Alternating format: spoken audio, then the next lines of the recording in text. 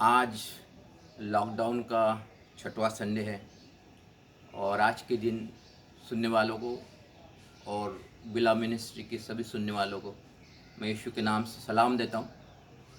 प्रियो, आज का मेरा विषय है कि हमारे घर में क्या है। उसके लिए हम दूसरा राजा उसका चौथा अध्याय तो 1 से लेकर तो 4 तक पढ़ेंगे।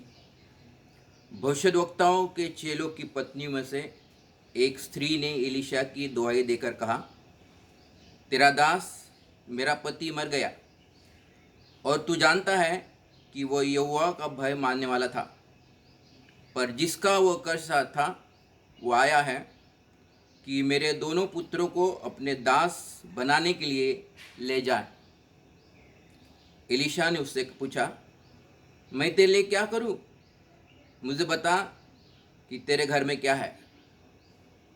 उसने कहा, तेरे दासी के घर में एक हांडी तेल को छोड़ और कुछ नहीं है।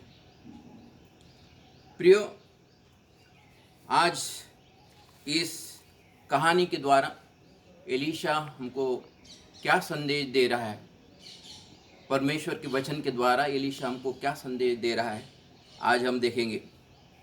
यहाँ पर एलीशा भविष्यवक्ता है और जो स्त्री जो एलीशा के पास आती है वो भी भविष्यवक्ता की चेलों की पत्नी थी और वो एलीशा के पास आती है और शिकायत करती है। वो एलीशा को कहती है कि मेरा पति भी भविष्यवक्ता था, वो उसने कर्जा लिया और वो परमेश्वर का भय मानता था और अभी वो मर गया है और मरने के बाद जिसका वो कर्जदार था वो अभी मेरे घर में आया है ताकि मेरे दोनों पुत्रों को गुलाम बनाए। तब एलीशा ने उस स्त्री को कहा कि तू मुझे बता कि मैं तेरे लिए क्या कर सकता हूँ, तेरे घर में क्या है। दरअसल एलीशा यहाँ पर कह रहा है कि तू जो कर्ज में डूबी है इससे मैं इनकार नहीं करता। तेरा पति तुझसे छोड़ के चला गया है, तेरा पति तेरे साथ नहीं रहा है, इसका भी मैं इनकार नहीं करता। बच्चों के ऊपर से अपने पिता का साया उड़ गया है, उसको भी मैं इनकार नहीं करता। तू बड़ी तकलीफ में है, तू बड़ी परेशानी में है, इसका भी मैं इनकार नहीं करता। लेकिन मुझे तू बता कि तेरे घर में क्या है। तब वो स्त्री ने कहा कि मेरे घर में एक हांडी में सिर्फ थोड़ा सा तेल है। एलीशा उसको कह रहा है कि तेरे पास जो है वो पर्याप्त है, परमेश्वर उसी के द्वारा हमारे जीवन में आश्चर्य कर्म कर सकता है। दरअसल होता ऐसा है कि हमारे पास जो नहीं है उसी के लिए हम परेशान होते हैं, जो हमारे पास नहीं है उसी के लिए हम दुखित होते हैं। अभी जैसे लॉकडाउन का समय चल रहा है, किसी लोगों का जॉब चला गया है और इसलिए वो परेशान है, किसी के व्यवसाय बंद हो गया है इसलिए परेशान है। लेकिन एलीशा कहता है कि जो हमारे पास नहीं है उसके लिए हम परेशान होके हम हल नहीं निकलेगा, लेकिन जो हमारे पास है वो हमारे पास क्या है उसकी तरफ हमको ध्यान देने की आवश्यकता है। हो सकता है कि आज हमारे पास परमेश्वर ने जो दिए हुए 2 पैर हमारे पास है। हो सकता है कि आज हमारे पास 2 हाथ हैं जो परमेश्वर ने हमको दिए है। हो सकता है कि हमारे पास 2 आंखें हैं जो परमेश्वर ने हमको दी है। हो सकता है कि हमारे पास सिर्फ मुंह है जो परमेश्वर ने हमको दिया है।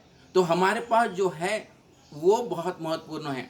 मुझे एक अच्छी तरह से याद है कि मैं मुर्तज़ापुर में था और एक बार मैं इंटरनेट पे एक मैसेज को ढूंढ रहा था, तो मैंने एक भाई को देखा जिसका नाम निक है। और जब मैं भाई को देखा तो मुझे बड़ा प्रोत्साहन मिला कि वो भाई को ना तो दोनों पैर थे ना दोनों हाथ थे और बड़ा प्रचार वो लोगों के सामने कर रहा था। और जबकि वो छोटा ही था तब उसने परमेश्वर को पूछा था। उसने कहा कि प्रभु, तूने मुझे दोनों पैर नहीं दिए, दोनों हाथ नहीं दिए हैं, सिर्फ मुझे मुंह दिया है, बता मैं क्या करूं।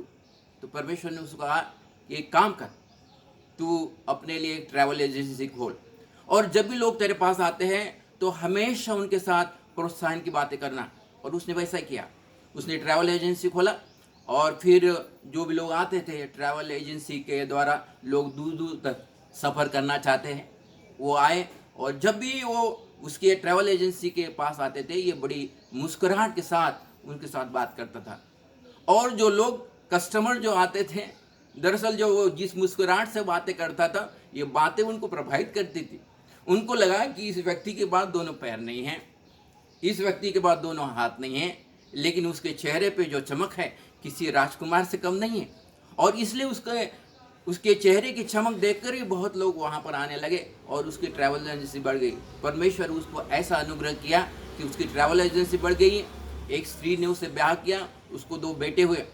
उसके बाद उसने परमेश्वर को फिर से पूछा कि प्रभु, मेरे पास दोनों पैर नहीं है, मेरे पास दोनों हाथ नहीं है, तूने मुझे मुंह दिया है, अभी इसका मैं क्या करूं?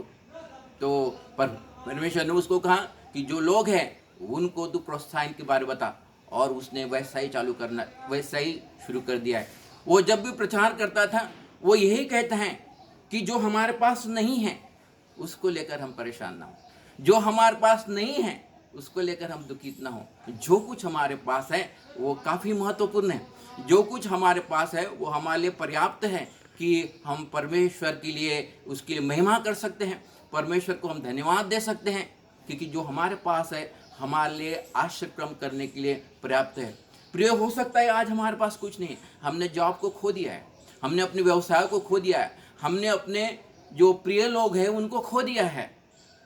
और अगर हम उसी के ऊपर मनन करें कि मैंने ये खो दिया है, मैंने वो खो दिया है, मेरे पास ये नहीं है, मेरे पास वो नहीं है, तो दरअसल इस पर सोच सोच के हमारा मन कठोर हो सकता है और हमारा मन कठोर होकर हम परमेश्वर से दूर जा सकते हैं। और जो उसने हमारे लिए आश्रय रखा, जो बड़ी बड़ी बातें उसने हमारे लिए रखी, उससे हम वंचित रह सकते हैं। और एलीशा यहाँ पर यही कह रहा है कि हमारे पास क्या नहीं है उस पर ध्यान देने के बजाय हमारे पास क्या है ये काफ़ी महत्वपूर्ण है।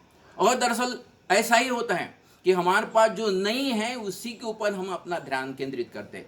हमारे पास जो नहीं है उसी की बातें हम बार बार लोगों से कहते रहते हैं कि मेरे पास ये नहीं है, मेरे पास वो नहीं है, मेरे पास ऐसा होना चाहिए, अभी मेरा विवाह नहीं हुआ है, इस समय तो मैं अभी तक सेटल हो जाना चाहिए था, अभी तक मेरे उम्र के लोग देखो वो आगे बढ़ गए हैं, वो मेरे उम्र के देखो वो सेटल हो गए हैं, लेकिन मेरे तरफ देखो मेरा अभी तक कुछ नहीं, मेरे पास ये नहीं है, मेरे पास वो नहीं है। और इस बात को सोच सोच कर वो परेशान होते हैं और उनका मन भी कठोर हो जाता है। लेकिन एलीशा यहाँ कह रहे हैं कि जो हमारे पास नहीं है उस पे ऊपर ध्यान ना दो, लेकिन जो हमारे पास है वो काफ़ी महत्वपूर्ण है। और उसने कहा, उस स्त्री को कहा कि तू काम कर, अभी तू घर जा और अपने बेटों को बोल कि पड़ोसियों से जितने भी खाली बर्तन हैं वो ले जाए और ले आए। और तो उसने वैसा किया, वो गई और पड़ोसी से जितने भी खाली बर्तन हैं वो लेके आई। उसने कहा कि तू दरवाज़ा बंद करना और फिर जो हांडी में जो तेल है और उससे डालना। और उसने वैसा ही किया, वो बहुत सारे बर्तन वो लेके आई और जो दरवाज़ा बंद की और हांडी में का जो तेल है उसने बर्तन में डालना शुरू कर दिया। जब सब बर्तन भर गए तो तब वो हांडी में का तेल निकलना बंद हो गया। तब ये स्त्री फिर से एलीशा के पास गई और कहती है कि अभी वो पूरी हांडिया जो है, पूरे जो बर्तन जो है ये भर गए हैं। एलीशा ने कहा अभी काम कर, तू बाजार में जा और बाजार में और उस तेल को बेच और जो पैसा आएगा कर्जदार का कर्ज भी चुका और बचा हुआ तू अपने लिए इस्तेमाल कर सकती है। वैसा ही हुआ, वो स्त्री बाजार में जाती है और वहाँ पर परमेश्वर बड़े अद्भुत रीति से कस्टमर्स को अरेंज करता है। वो कस्टमर्स उसके पूरा तेल खरीद लेता है और देखा तो उसके पास ढेर सारा पैसा जमा होता है और उसमें का कुछ पैसा वो कर्जदार को दे देती है और बचा हुआ पैसा अपने लिए रखती है। प्रिय, अगर ये स्त्री ने अगर एलीशा की अगर बात मानी नहीं रहती तो पूरी जिंदगी भर बड़े दुख के साथ, बड़े परेशानी के साथ वो जी रही थी। जबकि यहाँ पर लिखा है कि वो एक भविष्यवक्ता की पत्नी थी, परमेश्वर के वचन को जानती थी, उसके वायदों को जानती थी, लेकिन जो उसके पास है वो कितना महत्वपूर्ण है ये अगर नहीं जानती तो पूरा जीवन वो बड़े दुख में, बड़े परेशानी में जी सकती थी। और एलीशा यहाँ पर यही कह रहा है कि प्रियो, हमारे पास क्या नहीं है उसके ऊपर ध्यान देने के बजाय हमारे पास क्या है ये बहुत ही महत्वपूर्ण है। और जो हमारे पास नहीं है उसी के ऊपर अगर हम ध्यान देते हैं, जो हमारे पास है उसके ऊपर हम ध्यान नहीं देते। पहला राजा उसका 17वां अध्याय 9 से 16 में एक विधवा स्त्री के बारे में लिखा है। वो झारपत की स्त्री थी, वो झारपत की विधवा थी, और परमेश्वर ने एलिया को कहा कि तू जा, वो झारपत की जो विधवा जो है उसको मैंने आज्ञा दी है कि वो तेरे खाने का इंतजाम करे। और परमेश्वर ने जैसे एलिया को कहा, एलिया झारपत को निकला, और झारपत के फाटक के पास जब वो गया तो वहाँ पर जो विधवा थी वो अपने लिए लकड़ियों को बीन रही थी। तो एलिया ने उस स्त्री को कहा कि तू इधर आ। तो वो महिला उसके पास आई, उसने कहा मुझे प्यास लगी है और मेरे लिए जा और पानी को लेके आ। और जब पानी लाने को जा ही रही थी तो एलिया ने उससे कहा कि एक काम करना, मुझे भूख भी लगी है, मेरे लिए एक रोटी भी लेके आना और साथ में थोड़ा सा सालान भी लेके आना। तो विधवा ने वो एलिया से कहा कि तेरे जीवन की शपथ, मेरे पास इतना आटा नहीं कि मैं तेरे लिए रोटी बना सकूं, और इतना सब सब्जी नहीं है कि मैं तेरे लिए सालान को ला सकूं। मेरे पास तो मुट्ठी भर थोड़ा सा आटा है, और आज मैं वो छोटी सी रोटी बनाऊंगी, मैं मेरा बेटा खाएंगे और मर जाएंगे। एलिया के हृदय में परमेश्वर ने वचन को डाला, भविष्यवाणी को डाला। एलिया ने कहा कि तू जैसा चाहती वैसा कर, लेकिन पहले मुझे रोटी को खिला। और उसके बाद इज़राइल का परमेश्वर यूँ कहता है, ना तो तेरे डब्बे का आटा ना कुप्पी का तेल खत्म हो जाएगा। और इस विधवा ने एलिया पर भरोसा की, वो गई और उसके लिए रोटी बनाई, और रोटी बना के और एलिया को खिलाई। मैं जब इस पर मनन कर रहा था, जब मैं विचार कर रहा था कि ऐसा हुआ होगा कि एलिया ने रोटी खाने के बाद वो स्त्री को कहाऊंगा कि मैं यहाँ पर अजनबी हूँ, मेरा यहाँ पर कोई नहीं है, मुझे अपने घर में पनाह दे, मुझे तेरे घर में रहने दे। और उस स्त्री ने कहा है कि ठीक है, तेरा अगर कोई नहीं है, अगर तू अजनबी है तो आ मेरे घर में आ। और जब उसके घर में गया होगा तो वो खटिया पे बैठा होगा, मैं इस बात की कल्पना कर रहा हूँ कि वो खटिया पे बैठा होगा और बोला होगा कि महिला, ये स्त्री, एक काम कर, अभी तू चूल्हा जला। तो उसने चूल्हा जलाई होंगी। उसने कहा कि अभी तू चूल्हे पे एक तवा रख, तो उसने तवा रखी होंगी। उसने कहा अभी एक काम कर, अभी तू और अपने बेटे के लिए रोटी बना। जब उसने ऐसा किया कि उसने ये नहीं कहा कि प्रभु एलिया, मैंने वो जो मुट्ठी भर जो आटा था उसका तो अभी रोटी बनाया, अभी दूसरा आटा कहाँ से आया। लेकिन जब उसने कहा कि तू अपने लिए और अपने बच्चे के लिए रोटी बना, तो वो डब्बे के पास गई, और जैसे वो डब्बे के पास गई तो डब्बा आटे से भरा हुआ मिला। जैसे वो डब्बे के पास गई, डब्बा आटे से भरा हुआ मिला, और जैसे वो कुप्पी के पास उसने हाथ बढ़ाया तो कुप्पी में पूरा तेल मिला। प्रियो, उसने भरोसा किया है कि उसके पास जो है उसको लेकर परमेश्वर बड़ा आश्चर्य कम कर सकता है, और इसलिए उसके पास जो था उसने एलिया को लाया। प्रियो, हमारे पास क्या नहीं है इसके तरफ ध्यान देने के बजाय हमारे पास क्या है, ये बहुत महत्वपूर्ण बात है। हमारे पास बहुत सारी चीजें हैं लेकिन हम उसको नजरअंदाज कर देते हैं। आज हमारे लिए मौका है, लॉकडाउन का समय है, आज हमारे पास समय है, हम हमारे घर में एक कागज को ले ले, एक लिस्ट को ले ले और बनाए कि मेरे पास ये है, ये है, ये है, ये है, ये है। उसी को लेकर परमेश्वर हमारे जीवन में आश्चर्य कम को कर सकता है। प्रियो, हमारे पास क्या नहीं है ये महत्वपूर्ण नहीं है, लेकिन हमारे पास क्या है, ये एलीशा यही कह रहा है कि हमारे पास क्या है ये महत्वपूर्ण है। हो सकता है कि हमारे पास घर में थोड़ा सा आटा है, परमेश्वर उस थोड़े से आटे के द्वारा हमारे जीवन में आश्चर्य कम को कर सकता है। मत्ती रचित सुसमाचार उसका 14वां अध्याय और 13 से 21 में लिखा है कि प्रभु यीशु मसीह एकांत में चला जाता है प्रार्थना करने के लिए, और जब प्रार्थना करने के लिए चला जाता है वो भीड़ को देखता है, और भीड़ भी उसके पीछे पीछे पीछे पीछे हो लेती है, और वहाँ पर एकांत में मरुस्थल में प्रभु यीशु मसीह उसको उन लोगों को जीवन की बातें बताता है। जब वो जीवन की बातें बताता है, काफ़ी समय हो जाता है, संध्या हो जाती है, चेले प्रभु यीशु मसीह को कहते हैं कि प्रभु इन लोगों को घर में भेज दे, अभी ये खाने का समय है, अभी इनको भूख लग जाएगी, अभी ये कहीं ऐसा ना हो कि रास्ते में ये फेंट हो जाए, इसलिए उनको विदा कर दे। दरअसल यहाँ पर प्रभु यीशु मसीह ने जो फिलिप दादा एंड्रिया था उनके ऊपर बम पटका, वो कहने लगे तुम उनको खाने को दो। जब प्रभु यीशु मसीह ने एंड्रिया और फिलिप को कहा तुम उनको खाने को दो, तो उनका ध्यान गया कि हमारे पास क्या है, तो वो टटोलने लगे, वो लोगों को पूछने लगे कोई है यहाँ पर जिसके पास रोटी है, कोई है यहाँ पर जिसके पास खाना है। तो एक बच्चा था जिसके पास 5 रोटी और 2 मछलियाँ थी। तो उसने वो फिलिप और एंड्रिया को दिया कि हमारे पास 5 रोटी और 2 मछलियाँ हैं। और वो फिलिप ने, एंड्रिया ने 5 रोटी और 2 मछली प्रभु यीशु मसीह के पास ले गई। बाद में ऐसा लिखा है कि प्रभु यीशु मसीह ने धन्यवाद दिया और तोड़ी, अपने चेलों को दी और चेलों ने फिर लोगों को दी। और वो लोग जो थे दरअसल 5000 पुरुष थे। मैं ऐसा विचार करता हूँ कि 5000 स्त्रियां भी होगी। मैं ऐसा विचार करता हूँ कि 5000 उससे बच्चे भी होंगे, मतलब तकरीबन 15000 लोग थे। 15000 लोगों ने वो 5 रोटी और 2 मछली को खाया। उसके बावजूद भी वहां पे लिखा है कि जो उन्होंने मछली के टुकड़े, जो रोटी के टुकड़े जो इकट्ठा किए, 12 टोकरी बच गई।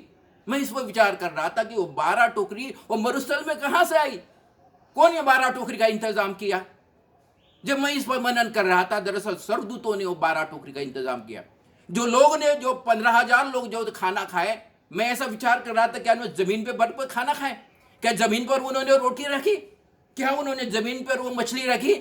दरअसल डिस्पोजेबल प्लेट्स का भी इंतजाम स्वर्गदूतों ने किया था। दरअसल प्रिय, जो हमारे पास है वो अगर हम परमेश्वर के हाथ में रखें, जो हमारे पास है अगर उसको अगर हम ध्यान दें कि इसके द्वारा भी परमेश्वर हमारे जीवन में आश्चर्य कम कर सकता है। तो दरअसल जो टोकरियां जो थी वहां पर मरुस्थल में थी, वो किसने लाया? दरअसल स्वर्गदूतों ने लाई थी। वो जो डिस्पोजेबल प्लेट जिसमें उन्होंने खाना खाया, वो कौन लाया था? दरअसल स्वर्गदूतों ने लाया था। ये इसलिए हुआ कि जो हमारे पास है वो प्रभु यीशु मसीह के पास दे गया गया।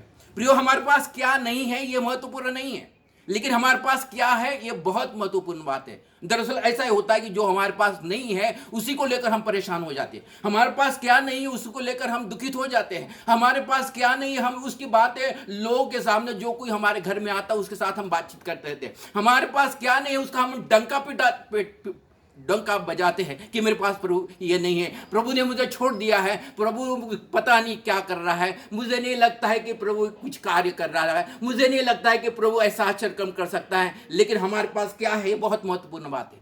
हमारे पास क्या है ये बहुत महत्वपूर्ण बात है। और एलीशा उस स्त्री को ये कह रहा है कि तेरा पति मर गया है, बच्चों के ऊपर से अपने पिता का साया हट गया है और बड़ी आर्थिक तू संकट में है, इस बात से मैं इनकार नहीं करता, लेकिन तेरे पास क्या है ये बहुत ही महत्वपूर्ण बात है। हमारे पास क्या है ये बहुत महत्वपूर्ण। ये लॉकडाउन के समय में हमको दरअसल एक सूची करने की आवश्यकता है कि हमारे पास क्या है। प्रियो, यहाँ पर निर्गमन की पुस्तक 4 अध्याय और 1-2 में लिखा है, और मूसा ने परमेश्वर से कहा कि जो इजराइल को तू चाहता है कि मैं छुड़ाऊं और फिरौन के पास जाऊं और उनको कहूं कि मेरे लोगों को छोड़ दे, तो वो मेरी बात नहीं मानेंगे, वो मेरे विश्वास नहीं करेंगे। वो बोलेंगे तू होता कौन है कि इजराइल को छुड़ाएगा? तू होता कौन है इनको ले जाएगा? तो परमेश्वर ने कहा कि मूसा तेरे पास क्या है? मूसा ने कहा कि मेरे पास ये लाठी है। परमेश्वर ने कहा ये लाठी पर्याप्त है बड़े बड़े आश्चर्य कम करने के लिए। और हम जानते हैं कि इस लाठी के द्वारा परमेश्वर ने बड़े बड़े बड़े बड़े आश्चर्य कम किए, और जिसको हम नजरअंदाज नहीं कर सकते। हमारे पास क्या है ये बहुत ही महत्वपूर्ण बात है। प्रियो, आज जब लॉकडाउन का समय है, हम बाहर नहीं जा रहे हैं और हमारे पास काफी समय है, हम घर में बैठे और एक कागज ले लें, एक पेपर ले लें और उसमें देखें कि हमारे पास ये है, ये है, ये है। हम इस पर ध्यान नहीं दें कि हमारे पास क्या नहीं है, क्योंकि हमारे पास क्या नहीं है ये देखकर हम परेशान हो जाते हैं, हम तकलीफ में आ जाते हैं, हम नकारात्मक बातों को बोलते रहते हैं। लेकिन हमारे पास क्या है ये बहुत ही महत्वपूर्ण बात है। और एलीशा यहाँ पर स्त्री को यही कह रहा है कि तेरे पास क्या है? तू तकलीफ में है, इस बात को मैं इनकार नहीं करता। तू आर्थिक संकट में है, इस बात को मैं इनकार नहीं करता। तेरा पति तेरे पास नहीं रहा, इस बात को मैं इनकार नहीं करता। तू परमेश्वर का भय मानकर चलती है, इसका मैं इनकार नहीं करता। तू परमेश्वर के वचन पर चलती है, इसका भी मैं इनकार नहीं करता। तुझे तेरे पे मुसीबत आई है, इसका भी मैं इनकार नहीं करता। लेकिन उसके ऊपर ध्यान देने के बजाय तेरे पास क्या है तू मुझे बता। और उसने कहा कि मेरे पास हंडी में थोड़ा सा तेल है। एलिया ने कहा कि बस इसके द्वारा ही परमेश्वर तेरे जीवन में आश्चर्य कम करेगा। प्रियो, आज हमारे पास क्या है उसकी सूची बनाएं और परमेश्वर को धन्यवाद दें, क्योंकि यही जरिया है जिसके द्वारा परमेश्वर हमारे जीवन में आश्चर्य कम कर सकता है। प्रभु इस वचन के द्वारा आपको आशीष